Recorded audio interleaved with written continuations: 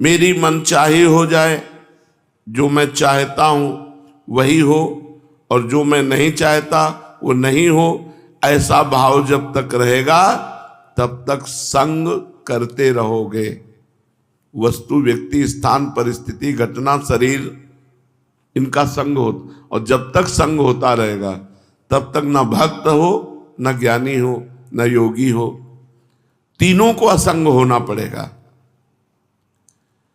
वास्तव में होता वही है जो होने वाला है। हम क्यों चाह करें? हम चाह करके फंसे क्यों किसी वस्तु, व्यक्ति, स्थान, घटना में? जो होना वही होगा। राई घटे न तिल बढ़े, रहुरे जीव निशंक।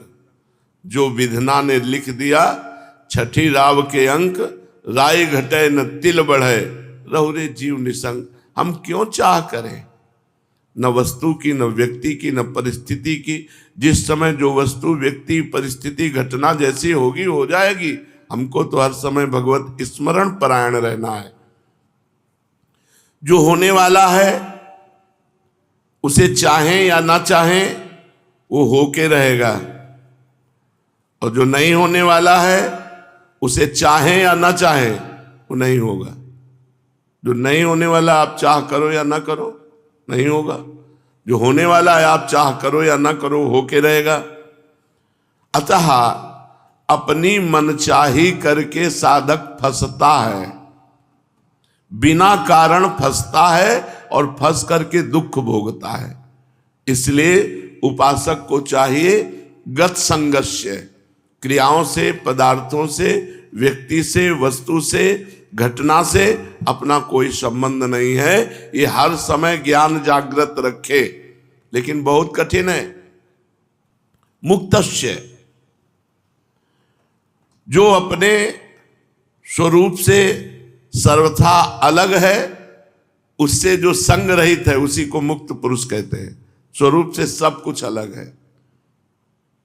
अपने स्वरूप के सिवा, अपने परमात्मा स्वरूप के सिवा ये सब मायामय है, ये सब मिथ्या है, सब मिटेगा, सब नष्ट होगा।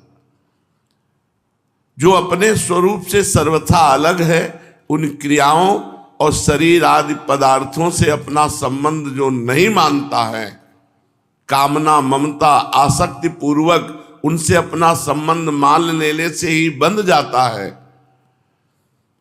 पराधीन हो जाता है। जो योगी, जो साधक अपने इन माने हुए शरीर, पदार्थ, क्रिया, इनसे संबंध नहीं रखता, वो मुक्तस्य, वो माया मुक्त हो जाता है, वो दुखों से मुक्त हो जाता है।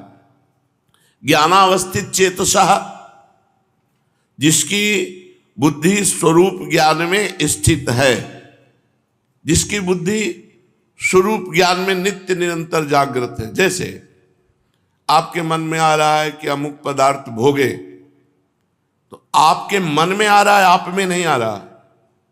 उस समय आप जागृत है, ये मेरे में नहीं है। जहां आपने मेरे में स्वीकार किया वहीं आप परास्त हो जाएंगे, वहीं आप भ्रष्ट हो जाएंगे। वो विषय, वो घटना, वो परिस्थिति, वो क्रिया आपको भ्रष्ट कर देगी। ज्ञानावस्थित चेतसा, जिसकी बुद्धि में हर समय ज्ञान बना रहता है, मांग मेरे में नहीं, मांग अंतःकरण में है, मन में है। तो उचित मांग हो तो उसको पूर्ण कर दो, अनुचित हो तो बिल्कुल नहीं। तभी साधक हो। उचित अनुचित सब मांगे पूर्ण कर रहे हो तो संसारी हो।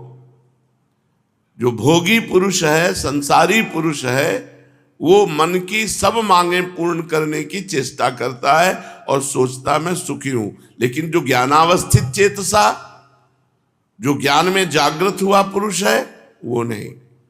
वो जानता है कि मेरे में कोई कभी कामना हो नहीं सकती, और शरीर को लेकर कभी कोई निष्काम हो नहीं सकता। शरीर में जब तक हमारी अहम बुद्धि है तब तक कामनाएं बनी रहेंगी। स्वरूप ज्ञान जागृत होने पर संसार का कोई भी भोग उसे परास्त नहीं कर सकता। क्योंकि क्रिया और पदार्थ ये सब संसार के हैं। क्रिया और पदार्थ का विभाग अलग अलग है, स्वरूप अलग है, क्रियाएं अलग हैं, पदार्थ अलग हैं, वस्तु, व्यक्ति, घटना, परिस्थिति, ये सब माया रचित है। जो किसी भी संग में बंधता नहीं है वो मुक्त पुरुष है। जो हर समय ये जागृत रखता है अपना ज्ञान, अपने स्वरूप का ज्ञान। जैसे अपने लोगों का स्वरूप है श्री जी की दासी, श्री जी की सहचरी, तो हमारी सारी चेष्टाएं उसी भाव से हो। अगर शरीर संबंधी भोग की आकांक्षा हो रही है तो शरीर की हो रही, तुम्हारी नहीं हो रही। उसमें जांच करो कौन सा भोग श्री जी को समर्पित करके भोगा जा सकता है और कौन सा नहीं। अगर ये विवेक नहीं रखोगे तो 50 वर्ष हो जाएंगे, भगवत आनंद की अनुभूति नहीं होगी। 50 वर्ष हो जाते हो ऐसे ही, सब कोल्हू के बैल की तरह ऐसे चलते चले जा रहे हैं और कोई अनुभव नहीं, जो मन में आया सो कर रहे हैं। यज्ञायाचरता कर्म समग्रम प्रविलीयते। यज्ञ के लिए कर्म करने वाले मनुष्य के संपूर्ण कर्म नष्ट हो जाते हैं। जो गत संगस्य है, जो मुक्तस्य है, जो ज्ञानावस्थित चेतसा है, उसके द्वारा जितने कर्तव्य शास्त्र सम्मत कर्म होते हैं वो सब अंतर ध्यान हो जाते हैं। वो ना उसको बांध सकते हैं, ना उसे अगला जन्म दिला सकते हैं। श्री भगवान कह रहे हैं जो ब्रह्मार्पणम ब्रह्महविर ब्रह्माग्नौ ब्रह्मणाहुतम ब्रह्मैव तेन गंतव्यम ब्रह्म कर्म समाधिना। हर चेष्टा ब्रह्मार्पणम मस्तु। जहां ब्रह्म लिखा है वहां भगवद अर्पणम मस्तु। कोई भी तुम्हारी क्रिया, कोई भी पदार्थ, कोई भी बिना भगवद अर्पण किए हुए प्रयोग नहीं करना चाहिए। चाहे वस्त्र हो, अमनिया, कुछ भी नहीं। ब्रह्मार्पणम अपने हमें से भक्ति भाव के अंतर्गत ला के कहते हैं जो अर्पण किया हुआ पदार्थ पाता है उसकी बुद्धि पवित्र रहती है, और जो अनर्पित पदार्थ पाता है, मिला बस खा लिया, आया बस पहन लिया, नहीं, पहले प्रभु को अर्पित करो। पहले प्रभु को अर्पित करके जब आप उसका प्रयोग करेंगे तो ब्रह्मार्पणम है, वो तुम्हारी बुद्धि को परम पवित्र रखेगा। जितने भी तिल, जौ, घी आदि जो भी पदार्थ हैं वो सब ब्रह्म स्वरूप है। जब प्रसाद पाओ तो भगवत स्वरूप मान करके, जो भी है सब भगवत स्वरूप, तो आपकी बुद्धि पवित्र रहेगी।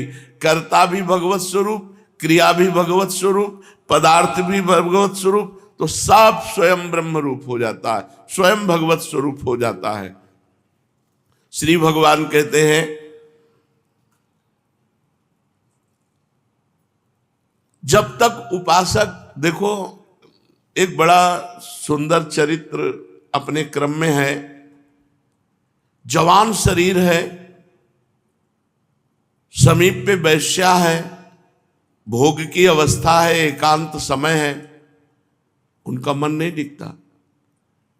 शरीर में कोड़े मारे जाते हैं, भगवान नाम से विमुख करने की बात कही जाती है, उनका मन नहीं दिखता। जब तक हम समस्त आसक्तियों का त्याग कराने वाले भगवान नाम में प्रीति नहीं करते, तब तक सुन भले लो ये स्थिति, हृदय में वो स्थिति आने वाली नहीं है। हृदय में स्थिति तभी आती है जो हमारे अंदर भजन होता है। आप थोड़ा सुनो और डट के भजन करो, देखो आप में स्थिति आ जाएगी। आप बहुत सुनो, नानात्मा प्रवचने न लभ्या न मेधया न बहुना श्रुतेन, बहुत सुनने वाले को भी आत्मज्ञान प्राप्त नहीं होता, बहुत प्रवचन करने वाले को भी आत्मज्ञान प्राप्त नहीं होता।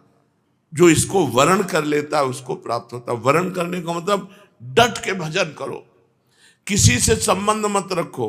जो पदार्थ मिले शरीर उपयोगी वो भगवान को अर्पित करके बस चुपचाप ले लो, और इंद्रियों के भोग विलास से बचो। ये बहुत प्रपंच है,